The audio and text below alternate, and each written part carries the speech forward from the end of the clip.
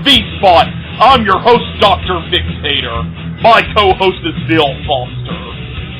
V-Spot Radio is brought to you by Planet Dictator Blog Network. Get everything you need and a few things you truly do not want. Only at Planet Dictator.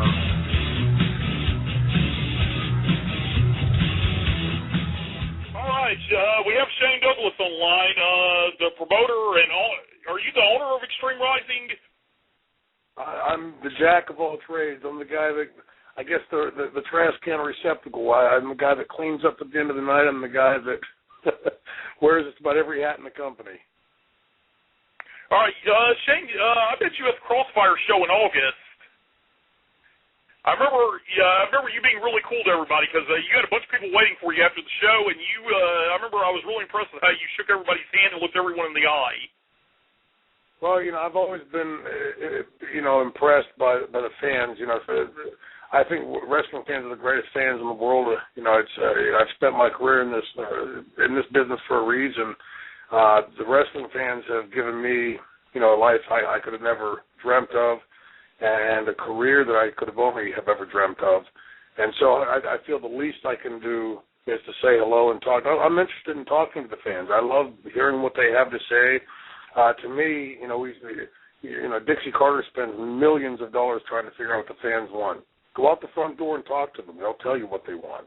It's a lot more genuine, I think, to look the fan in the eye, shake their hands, talk to them, and give them that time that they put into you. I've had people watching me for 32 years, and I would have never dreamt because I was breaking into wrestling that anybody would ever even give a damn what I was doing, let alone to have been given the blessed career that I've been given. So, for me, it's the absolute least I can do is to sit down and listen to the fans that put me on that play in that spot and have given me the opportunity. And like I said, as somebody who runs a company and trying to bring wrestling back to the business, why go pay some marketing guy someplace to find out what wrestling fans want?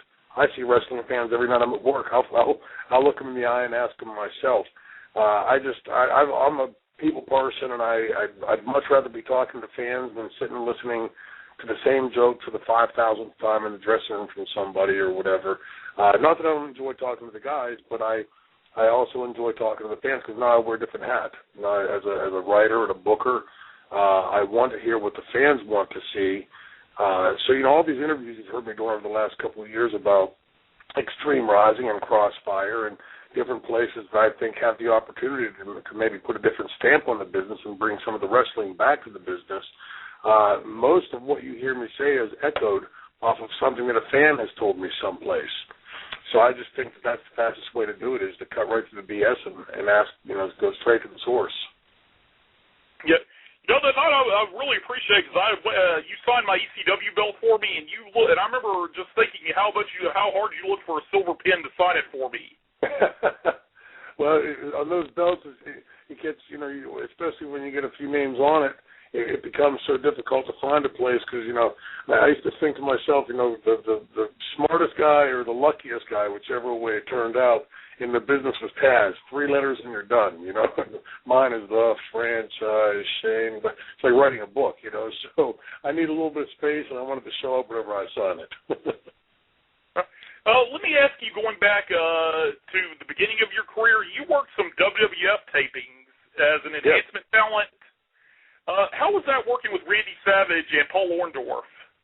It was great. At that point in my career, first of all, at that stage of my career, I didn't even have in mind that I'd have a career. I just was in love with wrestling, and at that stage of my life, I had the time to do it and was interested in doing it.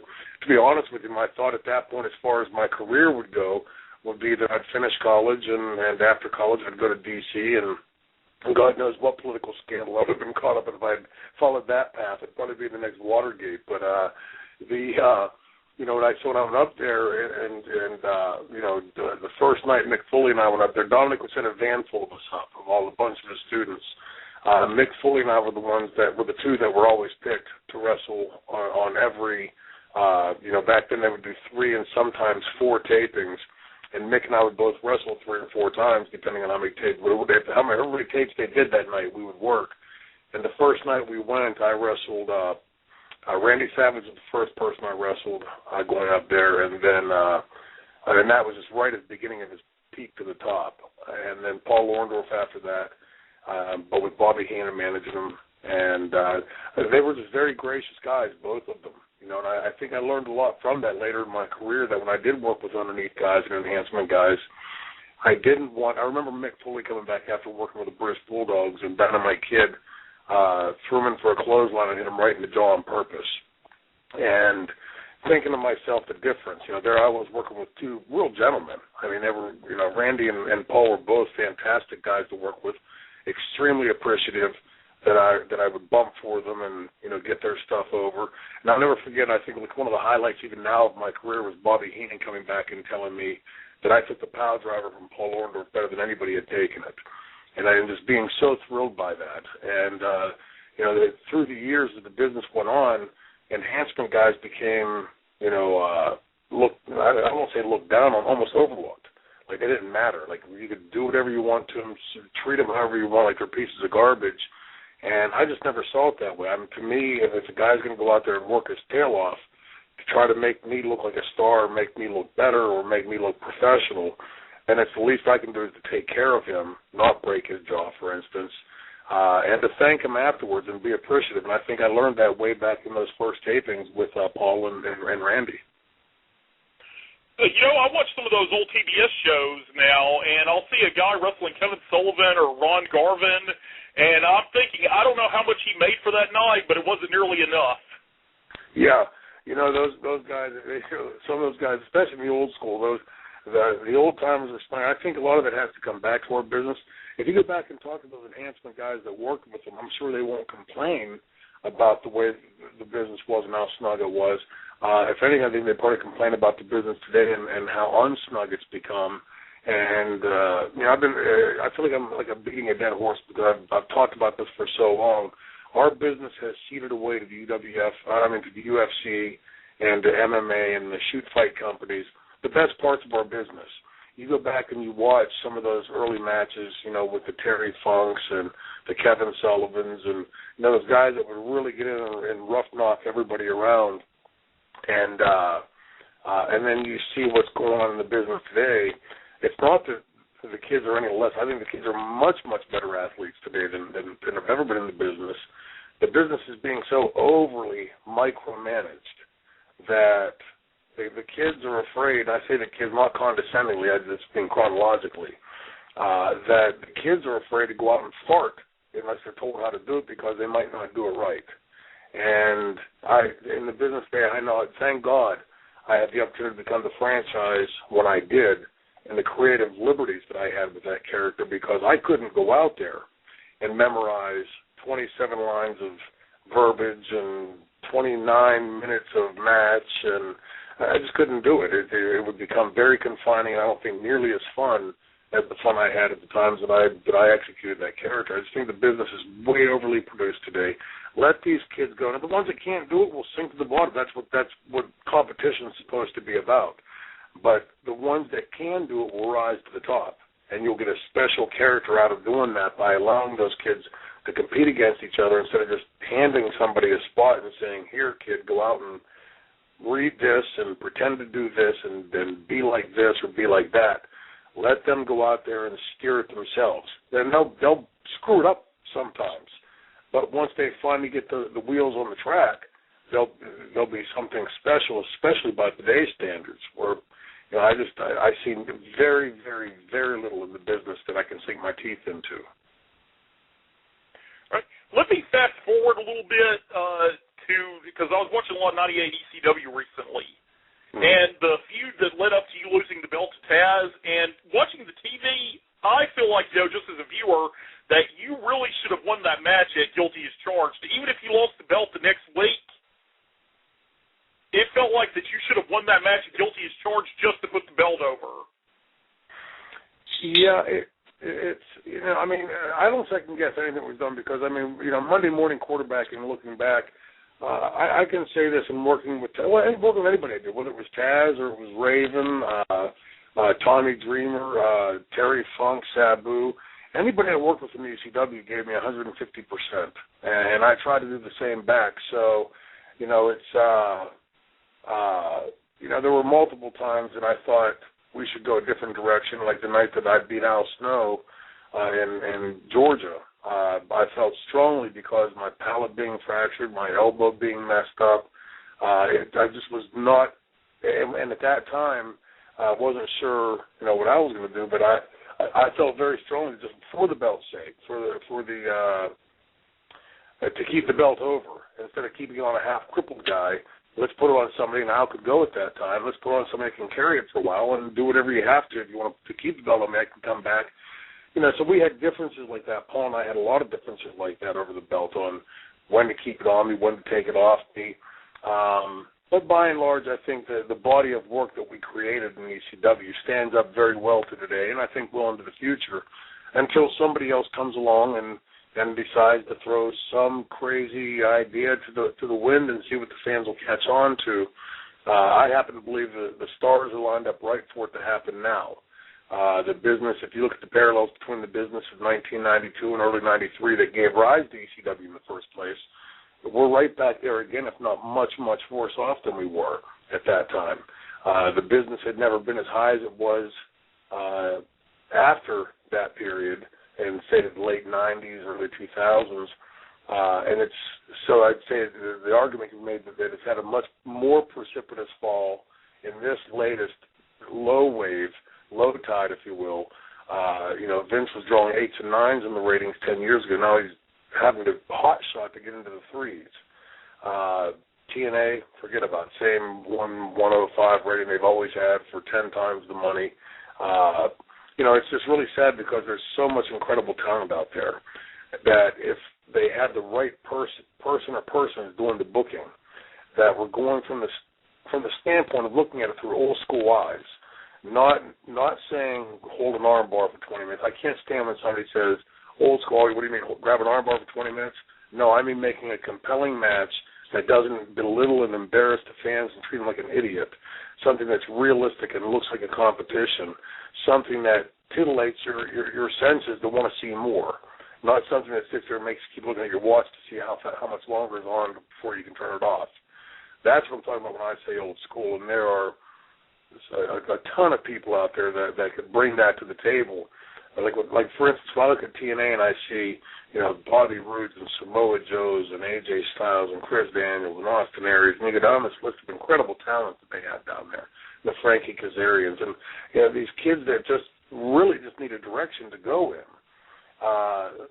that it seems implausible to me that a billion-dollar corporation would, after hiring, and after 3 years, nearly 3 years, or probably 3 years plus at this point, keep those same people. And even though they haven't delivered and the expenditures have shot through the roof, if I came and ran your little lemonade stand and it was costing you 50 times the money to put the lemonade out the door, but you were selling less lemonade after hiring me, I doubt you'd keep me running your lemonade stand. Yet TNA has done exactly that with the management team they have in place right now. I only in wrestling. I guess only in wrestling could that happen because I haven't spent 32 years in any other industry, but well, I'd love to talk to the CFO of Pand Energy and find out what kind of charitable guy or woman that must be that's dishing that kind of money into that deep a hole. Well, you know, I kind of got this feeling that between that and WWE not really wanting to seem to make new stars, that they must have some producers that scam going that I just can't get my brain around. I didn't catch that last part. The producers of what? You know that movie, The Producers? Oh, yes. Or, you know, you put on Broadway play, and it makes it somehow, when it fails, it makes you more money. Yeah. I don't know. You know, that's isn't that a Mel Brooks? I think a Mel Brooks production, and I don't know if I'd be willing to put my $1 billion into a Mel Brooks comedic idea. You know, I don't know. I mean, I really can't explain it because from the 32 years that I've spent in the business, this is not where I believe the business would be at this point after the highs that it's had. To see, both companies hiring writers from outside the industry at a time when, like I said earlier in the interview, the fans will tell you what they want to see. In the last few years that I've been on the road, the last, say, 2.5, 3 years, 100% of the fans that I've talked to, not any other smaller portion, every single fan I've spoken to, and I've spoken to thousands, have told me the same few comments, and then they're basically broken down to, I've been a lifelong wrestling fan, I was the world's biggest mark, and I haven't watched wrestling in years. Now, those three statements are incongruous to me because one of them doesn't belong. I'm a lifelong wrestling fan. I was the world's biggest mark, but I haven't watched in years. That doesn't make sense to me, except when you put into context what's been going on in the business for the last 4, 5, 6, 7 years.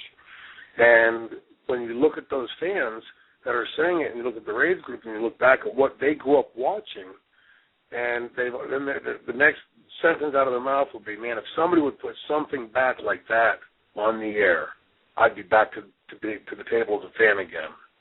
So it just seems implausible to me that nobody is picking up on that.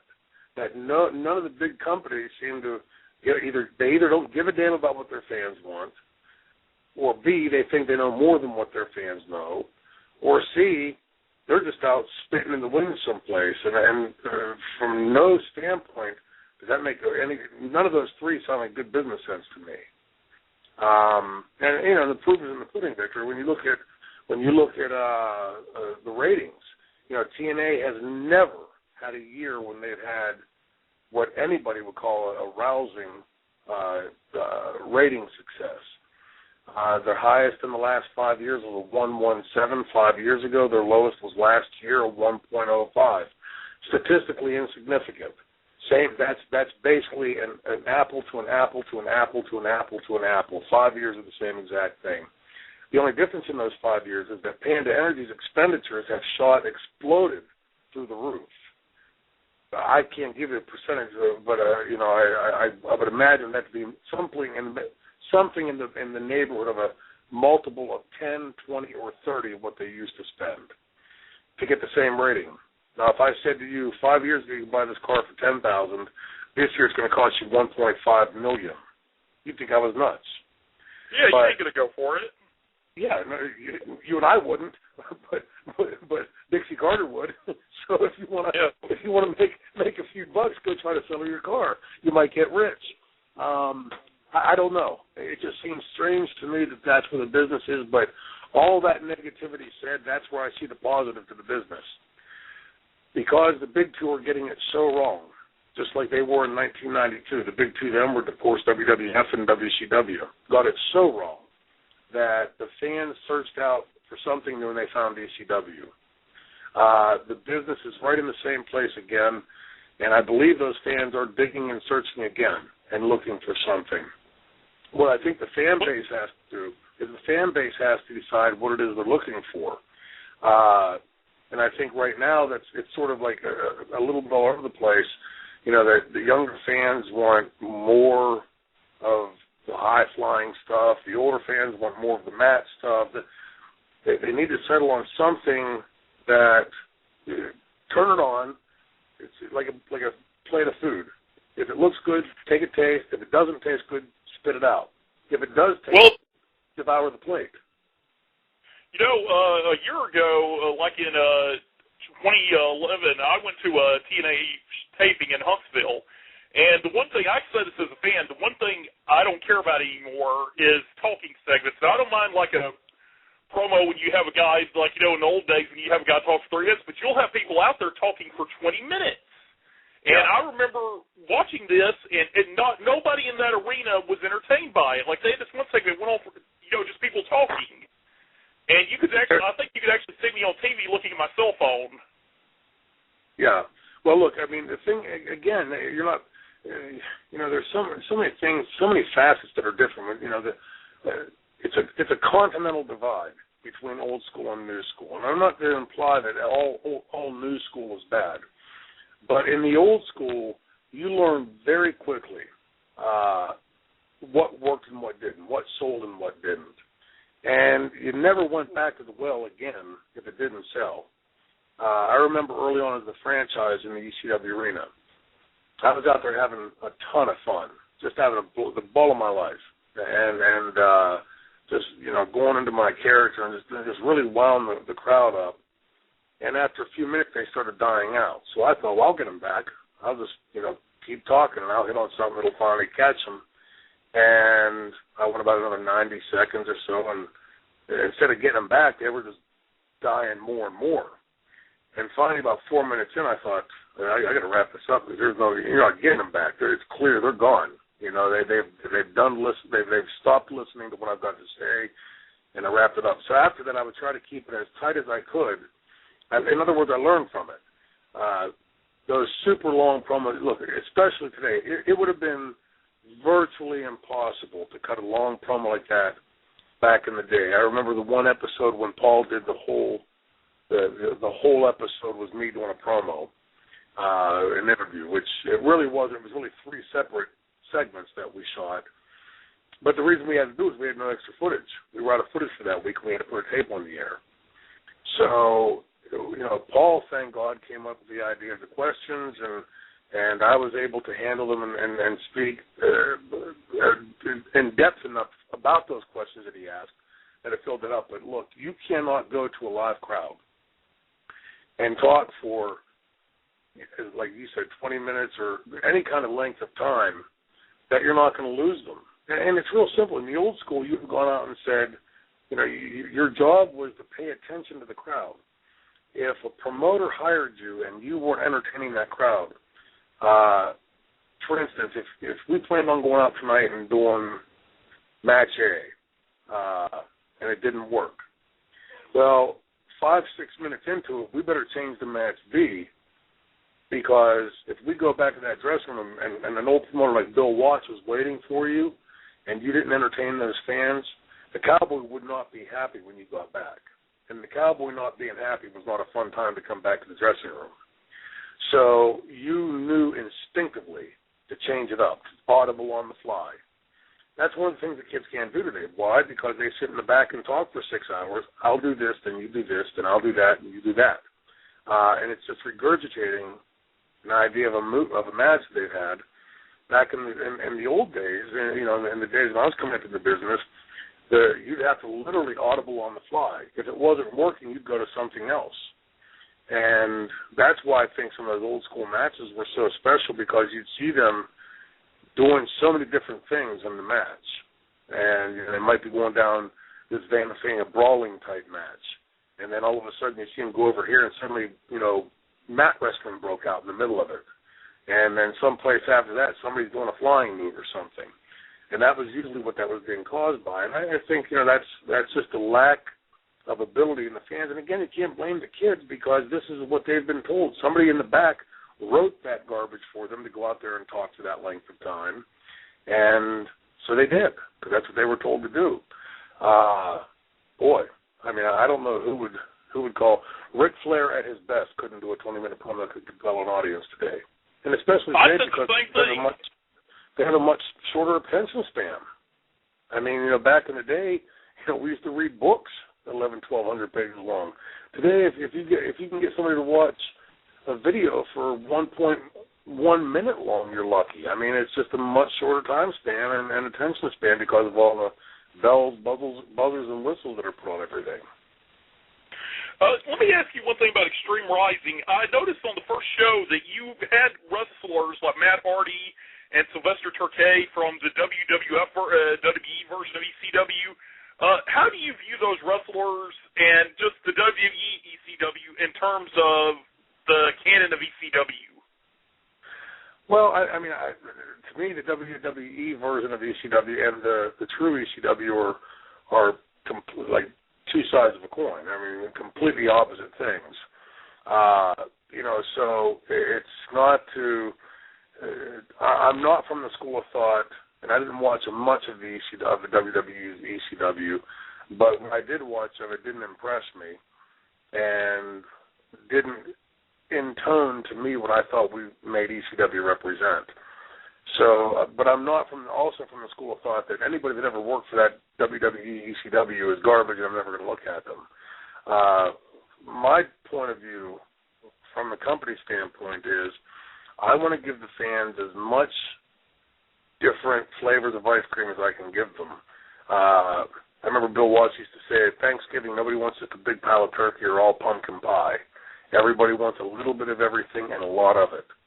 And, so that's what we're trying to do with Extreme Rising is give everybody all these different flavors at Thanksgiving dinner and let them decide what they want and they don't want. We'll pay close attention to what they like and what they don't like, and we'll try to give them as much of what they like as we can and take as much away of what they don't like. But the only way to figure out what they do want and what satisfies them is to give them a wide range of tastes. So for us at Extreme Rising, we just feel strongly to offer up to them, a whole bunch of new faces of talent that I've seen, throughout the years of traveling around the road. And I still see today, when I go out, one of the biggest things I do, one of the biggest thrills for me in going to independent shows is I get a chance to go out and watch a lot of the talent, either because they come up and ask me to, look at their match for them and give them pointers. But I also like to take a look and see if there's anybody there that I think has something. And usually, just about every show, you can see somebody that has something that you see in them. It might be charisma. It might be a look. It might be the way they move in the ring. That they have some basic building block that you can build on. And that really is how every great wrestler started. Just there's a smidgen of something there, and can we foster that?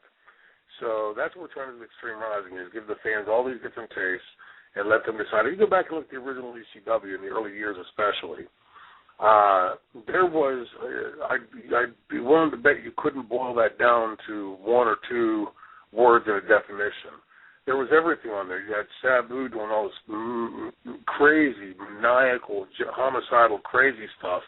And then you had Taz doing mat wrestling and suplexes, and you had Shane Douglas doing these promos, and you had Tommy Dreamer doing all this, crazy, innovative type extreme stuff, and you had Raven doing the street thug, and you had Sandman doing the town drunk, and you had, it was literally all over the place. And all that, you had 911 coming out and choke slamming people. Then you had two white guys pretending to be black guys, with Teddy and Johnny.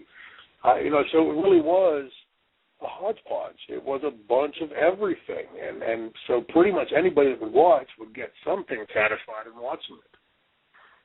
If you don't mind, I'd like to go back to when your first big break was when you got into the UWF. Now, did you get into the UWF right before Crockett bought it? Shortly before, yeah, several months before. Eddie Gilbert and Terry Taylor had come up. Of course, Dominic Danucci had trained me and Mick Foley and Cody Michaels and several other students, and he'd have shows up in the Ohio, Cleveland, Lorain, Ohio area, down into West Virginia and western Pennsylvania. And he had hooked up, he and Bill Watts had known each other from the road years before. And at a time when Bill Watts was trying to go national, to take the UWF national to compete with Vince, he contacted Dominic to run shows, to see if he could get some of the UWF talent on shows that Dominic was running in those areas. And luckily enough for Mick and I, Terry Taylor and Eddie Gilbert, Missing Link, Buddy Roberts, Chris Adams, Missing Link, Missy Hyatt, Dark Journey, they all came up and did a loop with us up through all those areas. And Dominic would always put me and Mick Foley on the opening match because we had really good chemistry and worked well together. And they saw Terry Taylor was sort of assisting. Bill Watts was the booker, but he was busy trying to run the company. So Eddie, who was his assistant, sort of became by proxy the booker, and Terry Taylor was sort of assisting him. So it was pretty much Eddie Gilbert was the booker, Terry Taylor was assisting him. And they saw Mick and I having these matches on Dominic's shows. And towards the end of the tour, came up and asked if either of us had ever thought of going on the road. Were we interested in going on the road? And I don't think either of us had at that point, not because we didn't want to. I just didn't believe that either of us thought we had the talent to. And so several weeks after that tour, Eddie Gilbert called me at home and asked if I wanted to go in, and said he wanted to bring me and Mick in. And I went in first, and right after I went in, Bill Watson installed a hiring freeze. Maybe a week or two after I went in, he froze all incoming hires because he was working on that deal with Crockett. So I luckily got my foot in the door and was able to, sort of sneak in that before that door slammed shut. And Mick had to wait for several more years to try to get his break in the business, a big break in the business. And it was time well spent because the career he's had has been a pretty good career. Okay, let me ask you, because we're about to be cut off here because they only give us 45 minutes. My favorite match from ECW ever was your match with Too Cold Scorpio at A Matter of Respect. Like, I consider that a match that's almost perfect. Well, Scorp was a great talent. He is a great talent, and we had an awful lot to accomplish that night. There were so many different facets of what needed to be accomplished, with the tournament and wrapping it up and the whole aftermath of that match. I think one of the things that and again, we can Monday morning quarterback, but I think one of the things that Paul, and I'm sort of sketchy on all the, what came first, the chicken or the egg, but, I think that Paul really missed the boat with Too Cold, that he could have really gotten a lot more out of Too Cold before he left, and I think Too Cold's career would have gotten a lot more out of it had he stayed. And I can't recall what happened first. Did he leave before that? It's been so long, but I think Too Cold was and is an extraordinary talent that has never been fully utilized. That's what I think, because I have a friend that we were talking about wrestling, and we both agreed with it, and we can't figure it out because WWF couldn't even, and this is a time period when they were really using guys, when they got big with Austin, and it didn't seem like he could catch a break. Yeah, it's just one of those things where it's, not in the right place at the right time. The company's not thinking in the direction of what your talents are. For whatever reason, there's so much that go into it. It goes into creating a star. It's, a lot of luck. It's, the stars lining up right and the fans' wants and desires being in the right place. And, just one of those things that, like catching lightning in a bottle. There are so many factors that go into it. You could start the same character 25 times in different companies, and it might catch on once someplace and get huge. I don't think Too Cold's lack of becoming the biggest star in the business is any detriment to his talent. I think it's just more one of those things, not in the right place at the right time, or one or more of those factors not lining up in the favor of what he had to offer. But clearly he had the talent and has the talent to have been that. Okay, and let me see here, because I could probably talk to you for hours, just come up with new questions. What do you consider your best match ever? Like, if you had to put one match on your tombstone, saying, okay, that's what I want to put in the time capsule. Wow, I've never thought of that. I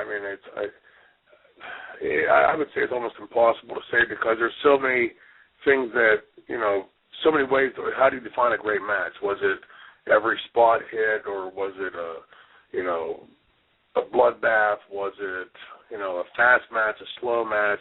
There's so many things to go into. There's a lot of matches I was proud of. I was proud of the night we threw the belt down in hindsight, because it literally put ECW on the map. And it's the one point that defines my career. So as scary as it was to do that night, I'm proud. Probably that's, if you said one singular moment that I'm most proud of, it would probably be that. I'm proud of my matches with Taz. I'm proud of my matches. I'm proud of the three-way dance, the first three-way dance with Sabu and Terry Funk. I wasn't so much that night as it happened, because it was such a different match than I'd been used to. I thought we really missed bullseye.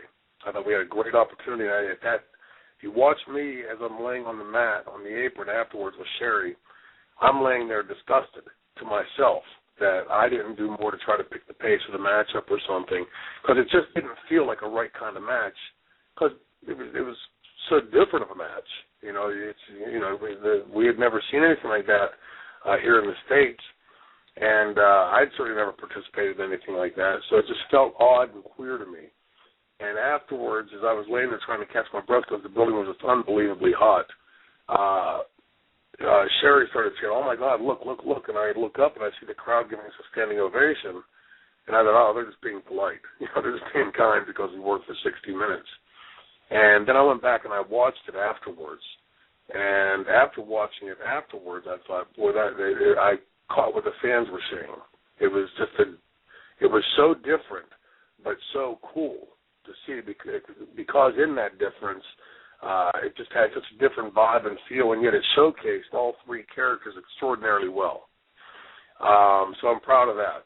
I'm proud of the fact that it's become a match that, promoters today go to in the United States as a way to showcase three competing characters. I'll tell you a match that stands out in my head that I was really proud of as champion. I think it was probably one of my better performances as champion in ECW was the night that I wrestled with Chris Chetty in the opening match. We didn't have anybody. Yeah, I remember that. Everybody else was angled off. All the top guys were angled off and different storylines. And Paul came to me and said, "Who do you want to work with tonight?" And I said, "Who do you got?" And he goes, "Well, pretty much nobody. Everybody's angled up and storylines, and you can work with this person, this person." He gave me like a list of 5 or 6 names. Then I went around the dressing room and I said, "Give me Chris Chetty. Put us on an opening match." And he thought I was nuts at first. I said, "I'm telling you, do it." The fans, it was such a different concept. You never see the champion go out and wrestle first of all. You never, in the old context of the business, here's a young kid against a world champion. But in that quixotic formula is where the ECW fans would overthink themselves. Why is Shane Douglas wrestling him in the opening match? This makes no sense. They must be dropping the belt. Because that's what the fans, they would try to outthink us as we would move along. And if you go back and watch that match, you'll see the fans exploding on the false finishes because they believe the belt's being changed. And, it just was one of those ideas that, might have missed by a country mile, but on that night, it worked. And Chris was confident and comfortable with me, even though he was very nervous before the match. He followed my lead and played along and gave what I asked of him, and it worked. In that own special way, it worked. And then one of my favorite people to work with as champion was Pitbull too. Anthony Durante was a special guy. I miss him in the business. He was a good guy, a guy you could really warm up to. He had a really good soul about him. But I felt probably most at ease in the ring with him because I know he felt comfortable. I could sense that he was comfortable with me, and so as I was working with him, spots would just roll out of my head because I didn't have to try to stay a step ahead of him.